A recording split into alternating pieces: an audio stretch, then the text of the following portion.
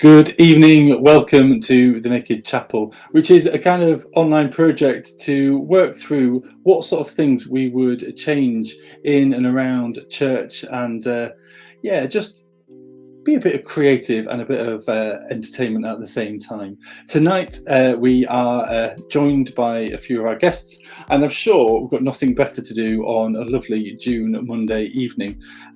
Well, maybe if you're an MP, maybe. I'd just like to introduce some friends and my wife as well, I should say. First of all, I'd like to introduce Paul, who is returning to the show. And welcome, Paul. Nice to meet you again. Long time no see.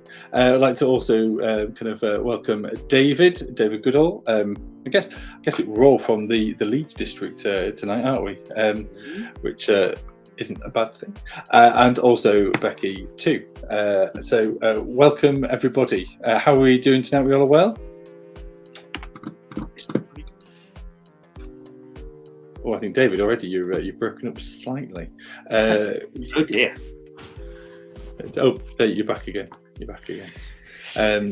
So yes, and also we've also just said that feel free to comment from where you are watching this evening, folks, and feel free to comment at any time.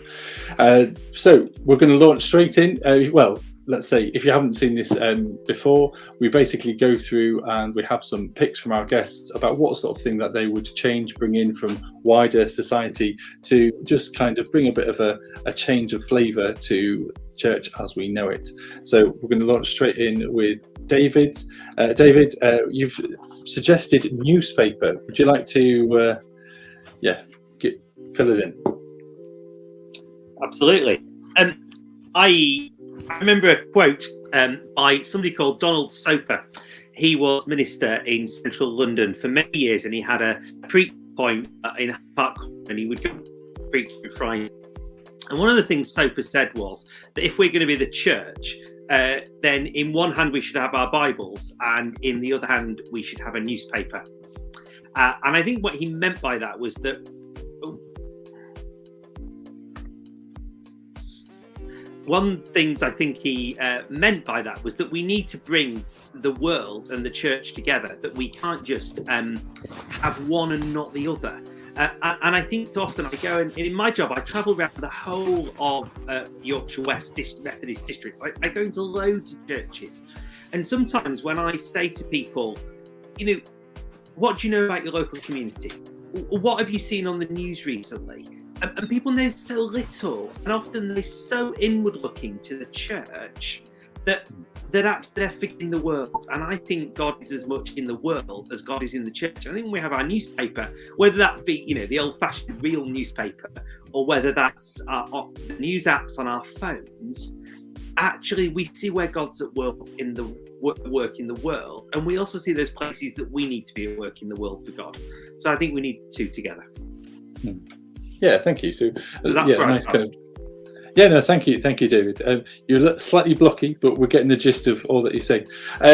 Basically, that's quite a nice way in, isn't it? Just to be thinking about ways in which the church can kind of interact and be up to date, be current with the world. Is that just kind of? Did you have like a way in which it would be presented? Is it just kind of like grab your hymn book and here's a newspaper sort of thing, or would it be kind of as the hello matey?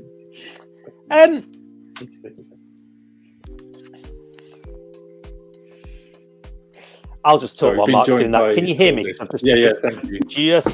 We can hear you, David. Yeah, we can hear you. Great. It's good. How might that work? I love the idea of turning up at church and there being newspapers for people to read. I love the idea of, I think church is about arriving, and you arrive for the moment, and we're all on the last minute. What about if we arrived at church an hour earlier, and there was coffee, and there was newspapers, and there was a chance to talk and pray and rip out the bits? Those of us who are preachers, and I think most of us here are this evening, you sort of at some point in the service, sometimes a book arrives, and it's the people that we've been asked to pray for, and their names have been and they're given to us to include the prayers. Well, what if we were given a stack of newspaper cuttings and the things that had touched people as they'd read the papers in a morning? That's cool. That's cool. I love Thank this. you. I love this idea as a regular thing. I've done it before with Cafe Church when it's sort of cafe style and you sort of bring your breakfast pastries and bring a stack of newspapers. But I have to tell you, the one thing I find is a bit of a pitfall as a preacher is, oh my word, make sure you bring a selection of newspapers, and you have to be quite conscious because they're all so loaded, aren't they? Whatever I choose to bring, oh my goodness. Yeah. Well, I was going to say that would be my challenge to David. Is there certain ones you would go for, or certain ones you wouldn't, or does that actually even choosing the newspaper make some sort of judgment on the congregation or not, or do you try and kind of? Because I remember doing it very simple. Go on. Oh, we've lost your audio.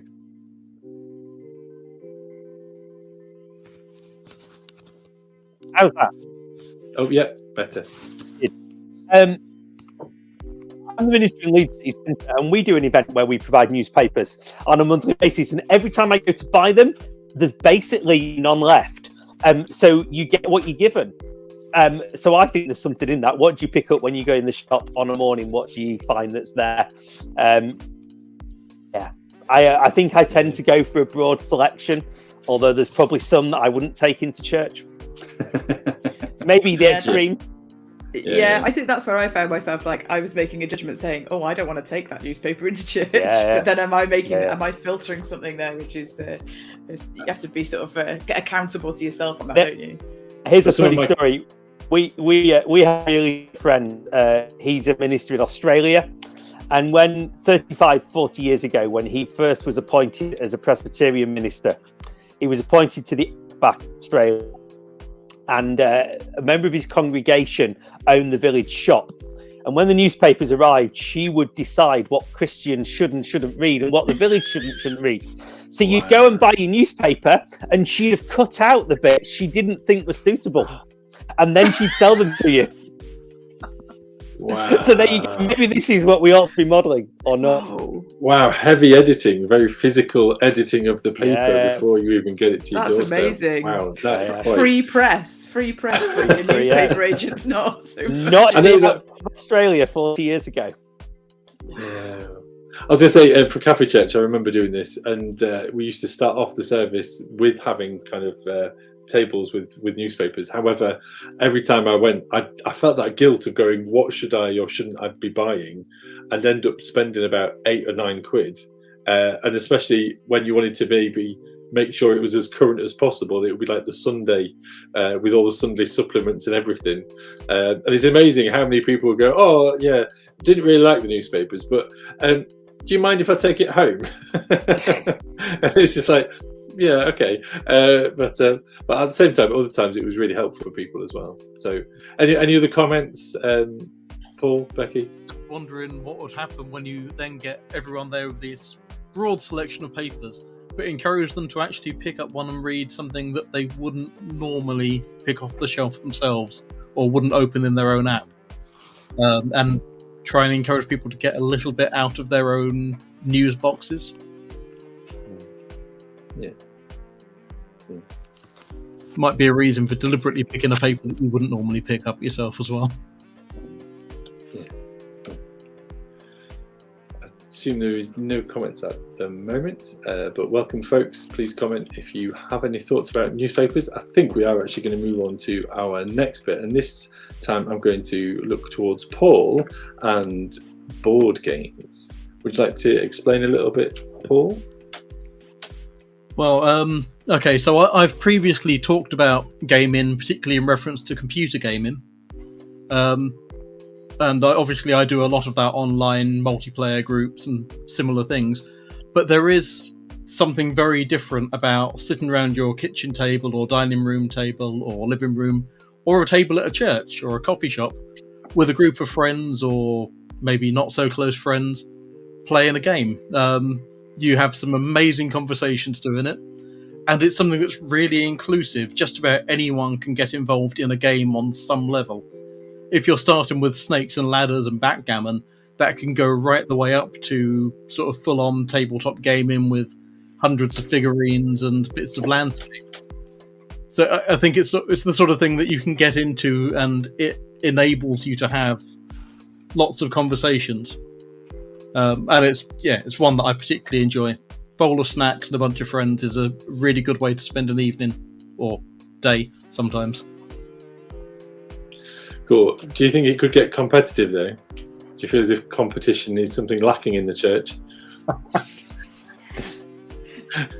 think it could get competitive. Of course, if you're worried about people being too competitive, you could deliberately pick some of the more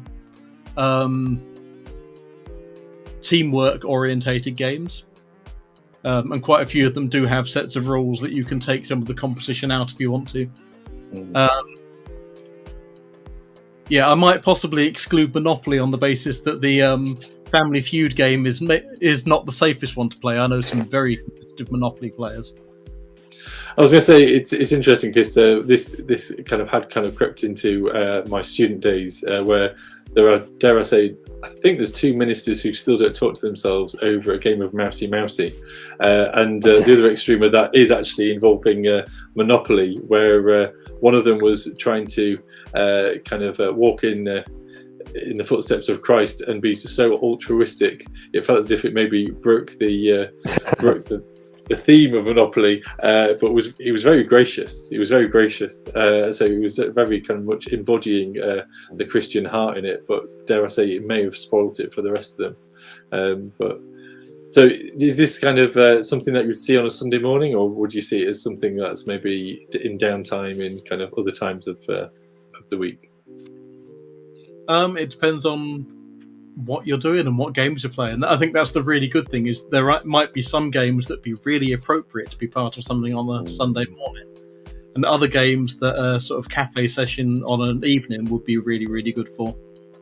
I particularly enjoy things like the Game of Thrones board game, which is great and horrendously complicated, but you need at least 4 to 6 hours to play it properly, especially if you've got a table. So, it's probably not something for a Sunday morning. But I'm fairly certain there's quite a few other games that would be quite appropriate. I'm not going to suggest necessarily Cards Against Humanity for a Sunday morning. No. I think... I could see some ways of using it for discuss. No. Anybody else would like to pitch in with fors or against or queries? I like it. I like the idea of this whole hour before a service of worship where you come in and grab a newspaper or sit at a board game. I think the two could work together. Do you know what I like about board games is, you can be competitive, and maybe that would be dangerous before you sit down to worship together. But actually, you learn a lot about who somebody is when you play a board game together. Like our friend who just played Monopoly in the most ridiculously altruistic way. Frankly, it was annoying. It's not that we didn't know that side of him, but it was sort of, there was no way of hiding that. He didn't want to be competitive in Monopoly. He didn't want to take everyone's money and run. And I wonder if it's just quite revealing of your character. And I suppose that, for me, is something that we don't do very much of, is really getting to know each other well. If we can find the times that we're together to one particular kind of activity, we probably don't get to know everybody as well as we might do, and a board game's a really good way of getting to know each other. But it might put you off sitting with that person again, mightn't it? Possibly if you find a really good banker in Monopoly, you found your next church treasurer. maybe or not. one to avoid. I guess it is very much in the case of a very practical icebreaker, isn't it? To be able to sit down and play a game with people, and it might be a way of introducing a theme in a more subtle way, or nuances that maybe could be quite hard to digest if you are just going, and another thing, whereas actually if you can get alongside a theme by introducing it through a board game, then that could be good. Though I suspect Kaplunk has a bit of a limited approach. I think the other thing is, actually, if you've got quite a difficult topic that you're talking about that's not even related to a game you're playing, you're taking some of the edge off, some of the focus off that topic by having on a game and the conversations taking place around that game.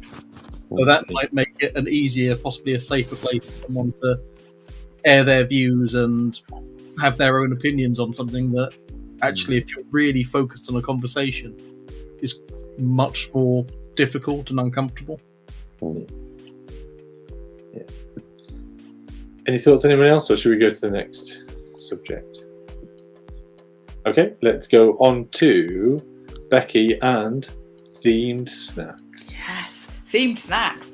This is a little bit related actually to what Paul's just been saying about board games, but moving away from traditional board games and towards the world of tabletop role player games, and particularly into the world that we enjoy, which is Dungeons and Dragons, which is a great way to spend some time together. It's a great way to have fun, but you enter yourself into a world, right? So when you're playing Dungeons and Dragons, you create a character, you invest in them, you develop that character, you meet with other characters, and you journey around the world that you're in. And it's sometimes there's combat, sometimes there's discovery, sometimes there's what we had recently was like a sledge race. That was quite fun. So you enter into this world of imagination. But when we've mostly played online because COVID. But when we meet together and play in person, one of the things we've done recently is theme the food for the day around the Dungeons and Dragons playing. So that we get really sort of immersed in this world. So we make, the lunch might be, for example, a ration pack of meats, like cured meats and hard cheeses and crackers and like some dried fruit and things like this. And we wrap it in little parcels with string, and it makes you feel like you're an adventurer on a journey. And I love the fact that you can just feel so sort of, your senses are sort of awakened into this world in a way that you haven't been before. And I want that for church. Like, imagine, if it was the story of the breakfast on the beach, for example, and you came and everyone's got a fish finger sandwich or something, or I'm not sure how well the locusts and honey would go, but there must be other ways that we could, we sort of have a small amount of bread and wine when we share communion, but Christ invites us into a feast, and I wonder if some sort of themed feasting as we meet for worship or whatever it might be would really help us to get engaged with whatever Bible story it is we're thinking about, or whatever theme we're engaging with. So yeah, themed snacks. I want that.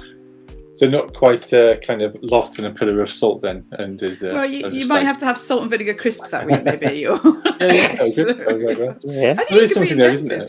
Yeah, there's something there, isn't there, about kind of engaging the senses a bit more. As you say, that we do kind of Holy Communion in quite a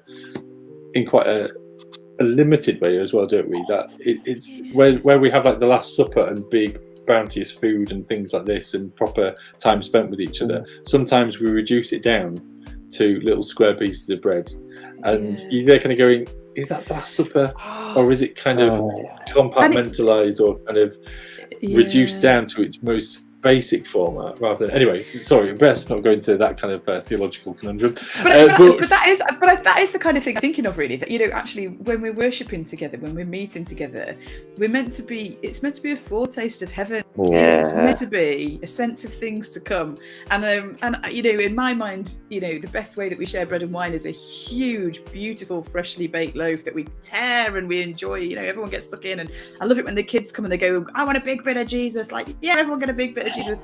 I think just anything that is sort of that is around the abundance of God's love for us, and food is a good way of showing that. But I think particularly when you then, we're sort of that's communion, and I'll take a big loaf of bread anytime over the little tiny pre-cut squares. But I think the themed snackage is part of this as well. This is kind of goodness me, let's sort of really embrace the reality of the stories that we're hearing, but also get a sense of what it means for us now and what it means for the future. And I think food is such a good way of engaging people, and showing love as well. We feed our friends, don't we? We prepare food for family that come, and I think let's eat together more and make it themed, because that's just fun. And I want to put you on the spot for a minute then. So themed snacking. How about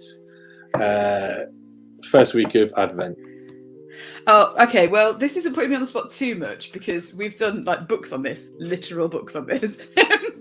Oh yeah. And so I want to go back there. So we've done this before with with Advent. We've done. Paul will have it on his shelf right next to him. I haven't got mine, but we've done about a food journey through Advent a couple of times, and I love it. So towards the beginning of Advent, I think we've done some things like making chutneys, maybe that you then wait and then eat later because they develop and they get better. I think we've done things like making party drinks. We've done a few different things. I mean, Advent was quite an easy one in lots of ways. Okay. Have you got the How about Aldersgate? Aldersgate then. Aldersgate Sunday. Come on. Well, you're going to have something Strangely warming then, warmed. right? So yeah. I mean, let's go curry probably. I think maybe, or something really comforting maybe that isn't curry. Maybe you could go sort of like warm jacket potatoes or hearty soup. Although it's May, so I don't know. The other thing that I want to say is maybe barbecue, because so much of what Wesley then did from that point was right, get outside. Get outside, and maybe we should go outside and have a barbecue for Aldersgate. I'll stop on that one then. Anybody? Any other thoughts? David, Paul? I just quality. Like, if we can't offer quality, like instant coffee and a rich tea biscuit doesn't cut it anymore. Like, if we're going to do theme snacks, I want Becky quality. I'm here for it. Yeah.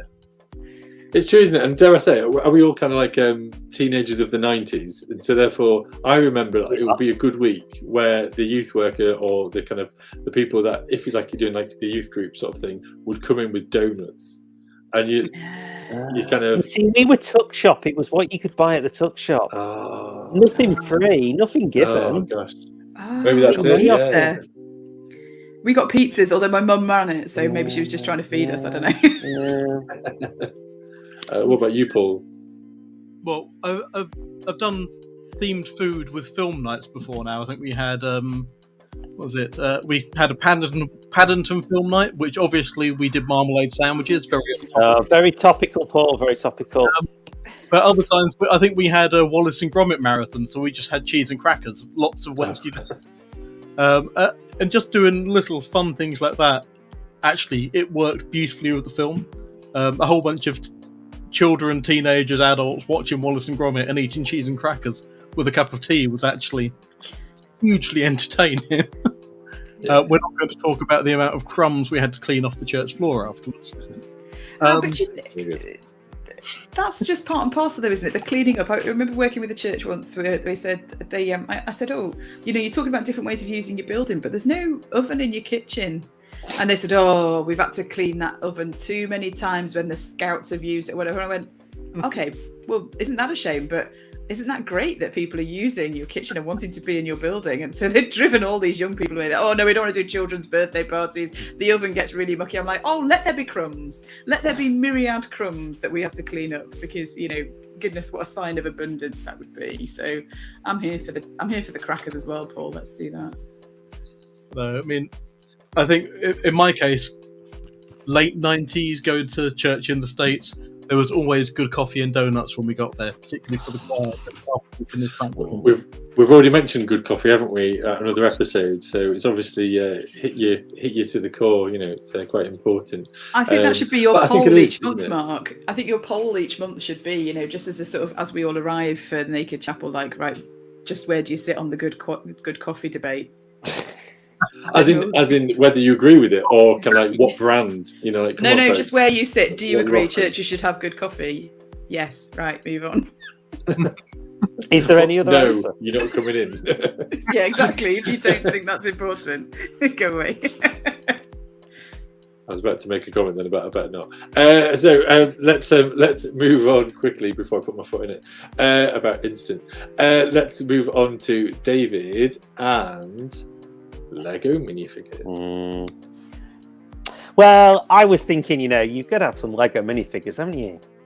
Ice cream? Where's my camera? There's a bit of ice cream.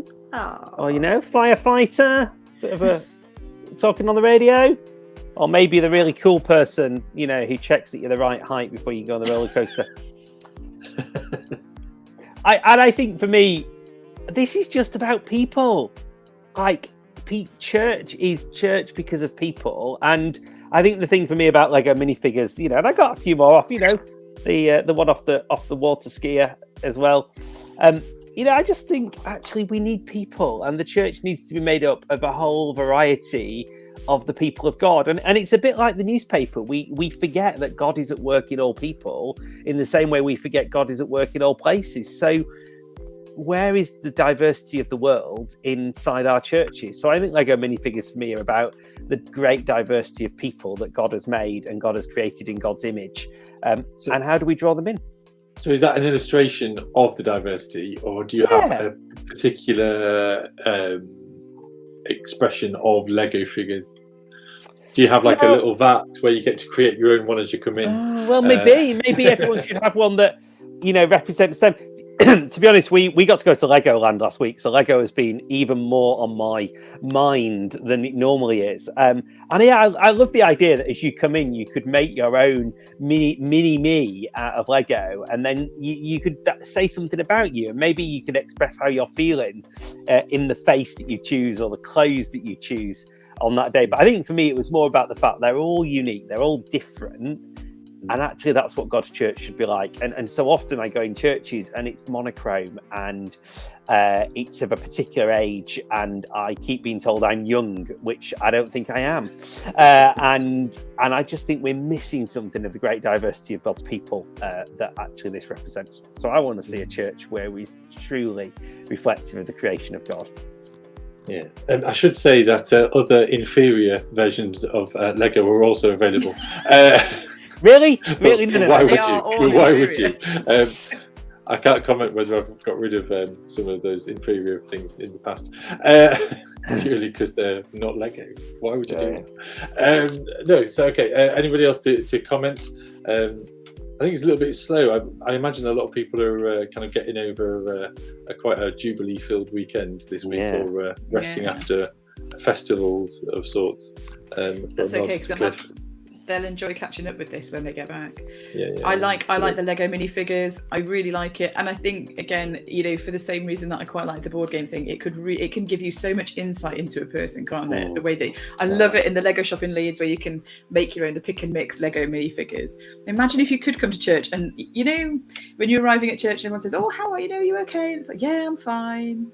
And actually, it just covers a whole vast array of emotions, doesn't it, about how you're actually feeling. Imagine if you could sort of go, "Yeah, I'm fine," and then sit down and make a minifigure that really sort of represented something about how you are at the moment. And then I just have this real beautiful image of them actually all on the communion table as an offering, and that kind of, and then to take it home at the end. But I just have this beautiful idea of, all these people of God represented in different ways. So it's just there, visible to everyone, but as an offering to God. And I love that idea. And now I'm wondering if we can sort of sweet talk the Lego shop into giving us some. I know I've tried that. I've tried the conversation about being given Lego. Not yet being successful. Not yet. Give it another go. So it's interesting. Yeah. So Lego minifigures, and just trying to think again of how to maybe tease this out a little bit more. I mean, the first thing that you mentioned to me, as soon as you mentioned it, the first thing that came to mind for me is again the idea of like wilderness and kind of where we are journeying through Lent, and that is often when you're making like that wilderness garden and working out where you are, if you're at a high point or a deserted point, or like a place where you're around people, and so I can imagine that's quite helpful to be able to place somebody who represents you in the wilderness, but obviously that would require a lot more Lego if you're going to build it purely out of Lego, but I'm a fan of being able to mix our mediums up, so that'd be fun. Any other comments about Lego minifigures in church? I don't know if this quite counts as in church. I remember it must have been around about year 8 for an RE lesson. We were told to make a church out of Lego, which we did. Of course, I decided that we needed a congregation in the church, but the only Lego figures we had were pirates and Robin Hood type characters. So we had a church full of pirates and Robin Hood sort of outlaws, which was apparently not what the teacher intended. That's so profound. Very diverse congregation. So profound, though. But there's people out there going, "Yar." Arr. Sorry, that was a really bad accent. Cool. Okay. Let's. Any comments about Lego figures from the social media? the social media. I don't know why I said that. Cool. Let's move on, shall we? So it's quite nice. Sometimes I kind of see this kind of tapestry of ideas as individual, but this month it really does feel that we've kind of rocked up with our newspapers, with our board games, with our themed snacks, and now we've kind of been building our Lego people at the back of church to bring forward. So then we're going to move on to Paul with some symphonic metal. Now, before you leap in with this, I had to do a lot of Googling this afternoon just to try and explore what this is. And then, just by chance, I had our quite hard-rocking guitar tutor who was in the house at the time. And before he left, I went, "Now, Tom, if I say symphonic metal to you, does this ring a bell?" And he was like, "No, mate. But if you find out about it, please let me know, because I haven't got a clue." And he plays in various bands, but I won't mention the name of them because he's a bit dodgy. So, Paul, can you first of all explain a bit of symphonic metal and go from there? It's something I first came across about 10 years ago. There's a few bands I really like, but it's a particular style of metal that's much more. You end up with a bit of a symphony orchestra type style in with the music. It's often quite Nordic and sort of Celtic influenced. Sounds absolutely amazing, and I think the thing I really love about it is it's so over the top. If you want to have a Google later on, Nightwish, Phantom of the Opera, if you find the original recording of that, it's absolutely amazing. You've got the standard Phantom of the Opera song, but it blows the original out of the park. Is about the only way I can describe it. It's just the amount of drama and over-the-top exuberance within this. I love it. The costumes are insane. The lighting and the sound effects, all the visual effects on stage are absolutely insane. And it's so much fun. It's certainly not something I would ever want to try and replicate with most church music groups. I don't think we have a hope. It kind of, the furthest things that I was kind of trying to look for, it really felt as if it was kind of quite operatic almost, kind of really, as you say, over the top. And dare I say, if you were asking cosplayers to kind of front the band, but with heavy metal, and I tried looking for, and I was given examples of Visions of Atlantis, Legion of the Seas, and I won't even mention the other one because it was just really trippy, and I was just like, wow, what is going on here? And fairly sure there's something dodgy going on, but I was also then trying to work out and underpin whether things like Evanescence, is that kind of, or is it not quite? It's not quite. It's probably edging in that direction. I think it's really quite, in some ways, it's quite a broad genre of music. I don't know if I'd necessarily count them as being symphonic metal. They're sort of, yeah. So would this be kind of like on a Sunday morning where you sort of say, we've now had the notices, and now for our call to worship, we're now going to sing Phantom of the Opera by Nightwish. It's not something I'd say, this is not, for everyone to sing along with. But the emotion in the music, when you actually stop and listen to and read some of the lyrics, a lot of these groups will claim to be atheists. There's a couple of people who I know of, when you really read into their biographies, it's sort of, oh, this person's actually Christian. And when you sit there and really go through the lyrics, it's sort of, they're dealing with a lot of things in here. There's a lot of things coming up that maybe we wouldn't normally express them in that way. And it's possibly being particularly British, we wouldn't let that level of emotion into it. And in this case, it's sort of, it's not letting the emotion in. The emotion kicks down the door and makes itself at home, and then drags you with it. I don't want to be judgmental, but it definitely feels as if it does that, doesn't it? Whether you like it or not. Paul, Becky, does it feel as if? Sorry, David, Becky, does it feel as if you understand this enough to comment, or keeping quiet? Music is not my specialist subject. This is certainly not my specialist subject. Oh, I want a piece of it. And do you know why? Because I think it's a bit going back to the foretaste thing. And hymns or modern music, generally, I'm not sure that what we offer in church is usually great quality music.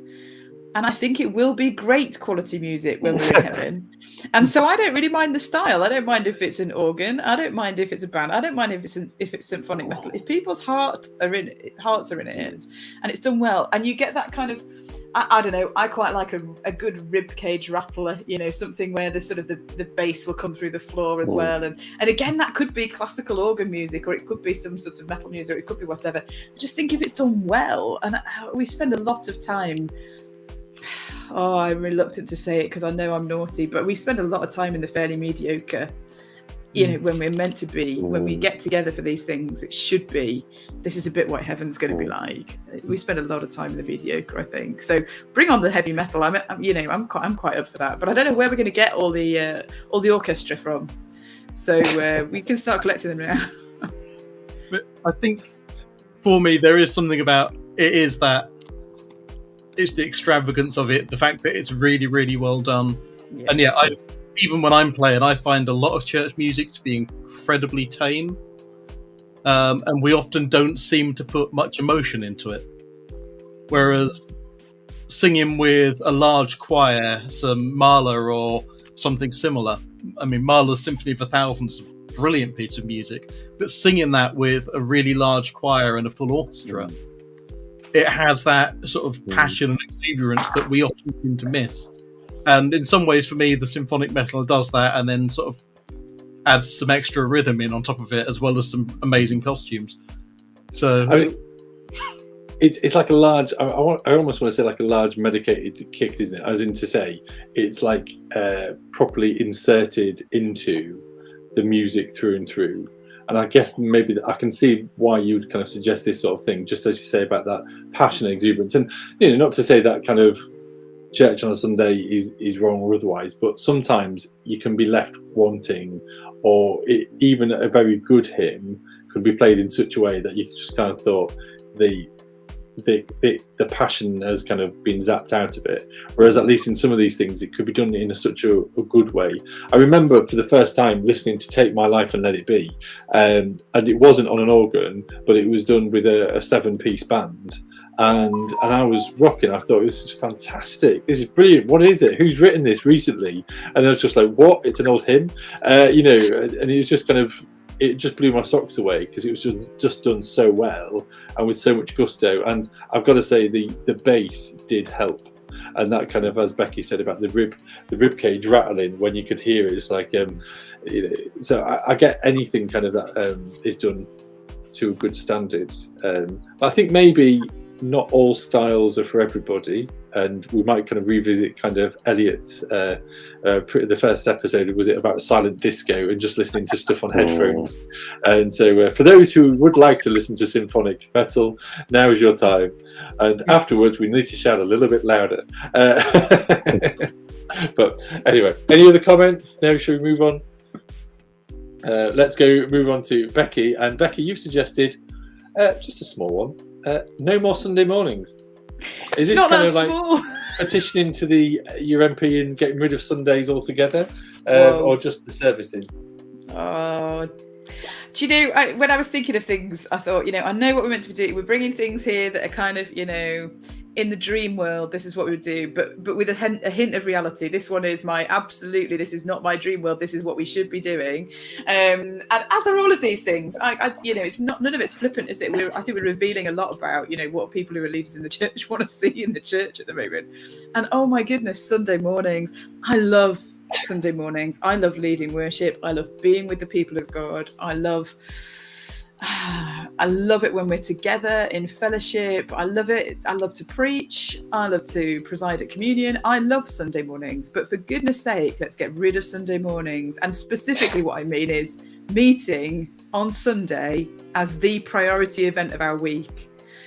Part of this is, I mean, this has been rattling on for a long time. I'm not going to be the only person to say this. I'm not going to be the only person who says Sunday mornings as the primary activity for our churches is so outmoded now. But I think it's come back to me recently because we have, you know, a 7-year-old who appeared slightly a little while ago, and who's got lots of friends who play football.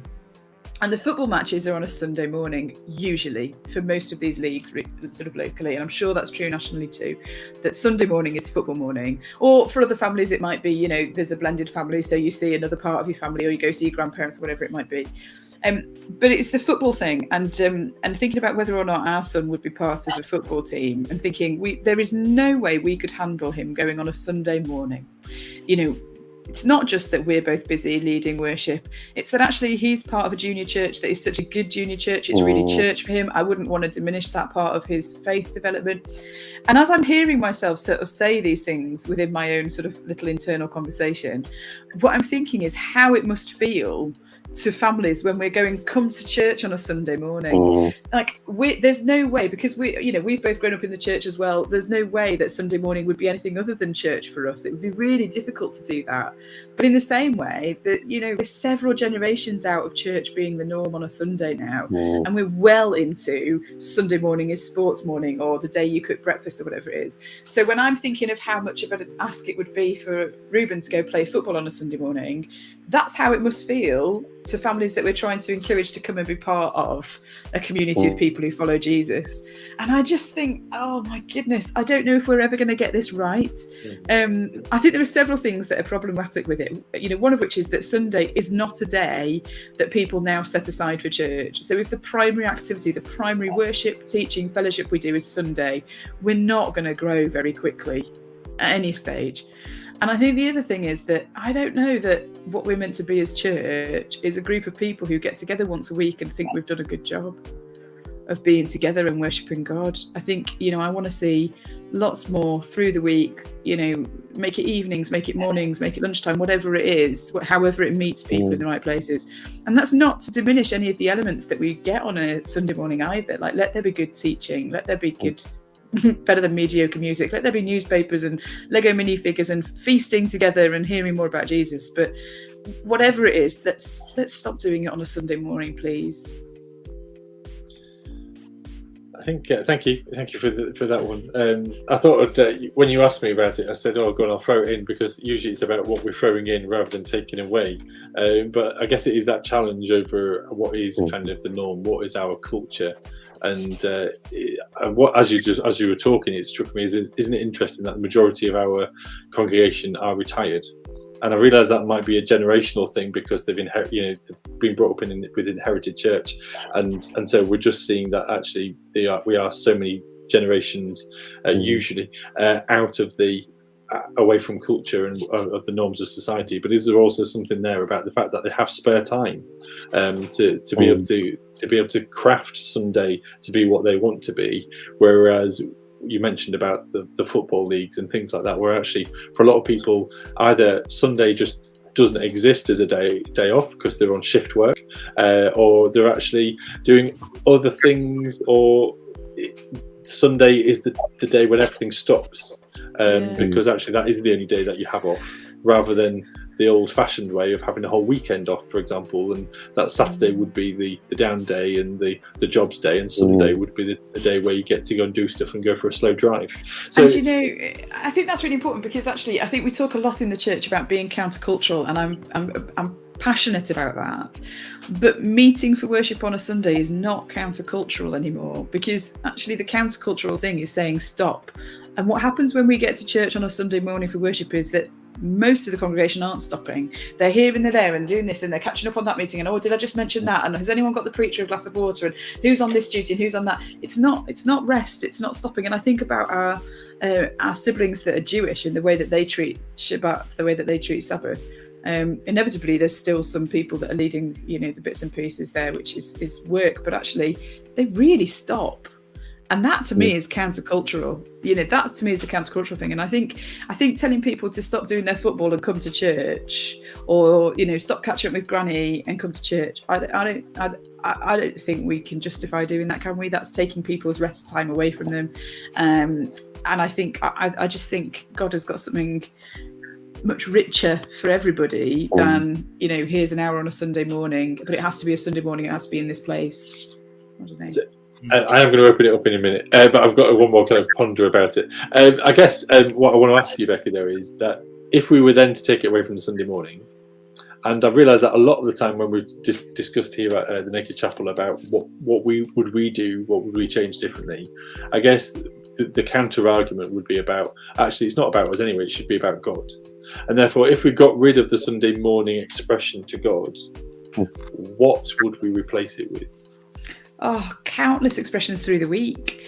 Like, rock up together and let's have breakfast once a week. You know, there's the breakfast group because that's what suits them best. So let's pray and praise and have fun for an hour over breakfast, whether it's a weekend or a weekday. There's the group that it suits to have lunch because breakfast's a bit too early. You know, we'll meet. It's all food, isn't it? But I don't think that's, you know, that's not a coincidence. It's not just There's I like something food. about But, you, but no. no, there is. Well, yeah, I love food. Everybody knows that. But it's much more than that. It's about the way that God wants us to pay attention to each other. And in doing so, we inevitably are drawn back to our Creator because we see a God in others. And I think if we pay attention over that time, goodness me, I don't know, is what we're called to sort of sit it facing one direction, And I want people to, I want that to be a sacred space on a Sunday morning. I want it to be that people come expecting God to meet them, but. I'm always moved by the story of Jesus going on to heal to Jairus' daughter who's dying and then dead. But on the way, this woman tugs on his cloak and he's not expecting it. The encounter is completely unexpected by Jesus, and this woman who comes, she's been poorly for such a long time, and she tugs on his cloak and she's healed. And I go, goodness me, through the week we have many more opportunities for encounter with God through the way that we interact with each other than we do when we stick with our formula on a Sunday morning on a time that is not accessible to so many people, that is either a bit too early for people who need longer in the morning to get ready, or it's too late for the families because really, frankly, if we met a little bit early, then we could be on and off and having an adventure. So I think I'm in favour of a sort of a programme through the week, and not that feels sort of formulaic, not one to beat yourself around the head with, but do you know what?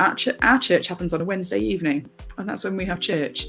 And the biggest thing about that, I think, is that I don't think it's impossible for the church, and by that I am thinking of the Methodist Church. Let's be contextual for who we are at the moment. I don't think it's impossible for the Methodist Church to do that, to get to the place where actually we meet more as groups through the week than we do on a Sunday morning. The biggest hurdle, I think, is going to be people recognising that is every bit as valid in terms of worship and fellowship as what we have traditionally held so sacrosanct, being the Sunday morning. That's the biggest thing. It's an attitude thing, because I think God loves it all. Yeah, I think I regret asking such a big question. Yes. We've gone on a bit, but it is such a big subject, isn't it? Because actually, this is quite a lot of the crux of what we are kind of exploring as the Naked Chapel, is about what would we do differently, being aware of where society is moving us. Just very much like what David said about the newspapers thing, is being aware of our wider culture and society is really quite important. So it's basically I think we're going to try and go through just a couple more points before we wrap up, and because I've realised we'll try and keep it to about 55 minutes, and so I'm going to run directly into two more quite quickly, just quite fast, punchy ones. So, David, social media apps. Do you have any thoughts of that? Yeah, I think for me this goes back to where Becky was about this becoming more than Sunday, and I dream of an app which is not filled with all that stuff on social media that we all read, we spend hours reading. But an app that's filled with the joy of scripture and the joy of encouragement and the joy of prompts, and a place where maybe we journal our journey with God, and where we're reminded, what if our memories were those things that we'd see God do? So I think, it's social media apps, but for me, I love church as an app, and a church that connects people, and a lot of my work is around what's our rhythm of life, but maybe helps us record that rhythm and reminds us of the things we're trying to hold accountable and all those sorts of things. And that people were as excited as opening that as they were any of the other social media apps. What if today those apps have been filled with prayer for God's will for what will be announced in 11 minutes' time about the future of the governance of this country, rather than all the other political stuff that we've probably all read all day. So I think for me, there's something to be developed there that draws that program of multi-stranded faith together, and that's what holds us together as the people of God. So can I just ask, devotional and social media as well? So it still has a social media input, but more absolutely. kind of filtered. But yeah, and where actually what we post is around faith, is around what God is doing, and is around where we need prayer more so than the latest GIF or the latest funny video. Maybe I don't know. A couple of comments, just Paul, Becky, just a couple of sentences. No. I Sound kind of good. feel like some places this already exists. A lot of the Bible apps have got elements of this. And we've got lots of church WhatsApp groups, so it almost needs those two just sort of together. Yeah. I think one of the gifts Methodism, and again the context of us being Methodists here tonight, is that we've been connected, and I'm sure we've asked what that means. You know, for our grandparents' generation, that was going to the Circuit Women's Network event. Well, what's the modern day equivalent that actually connects people in the same context but in different churches together, enables them to talk about God?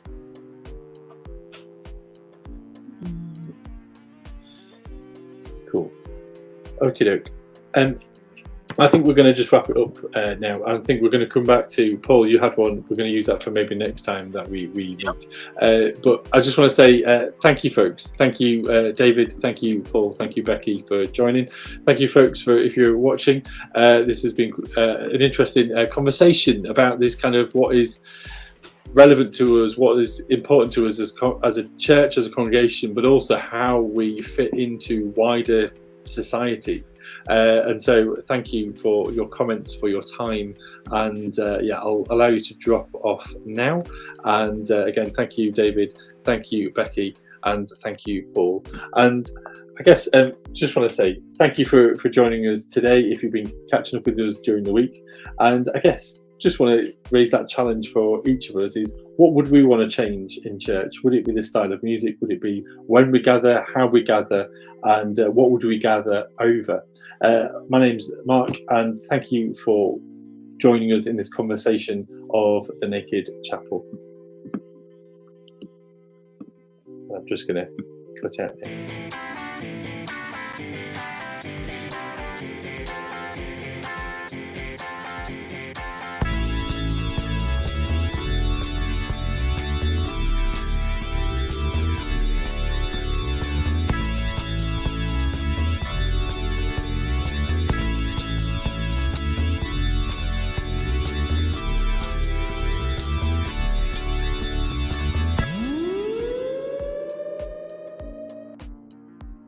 I forgot to say, folks, you can follow us on the YouTube or Facebook group Cybersten, and thank you again for watching us. Goodbye.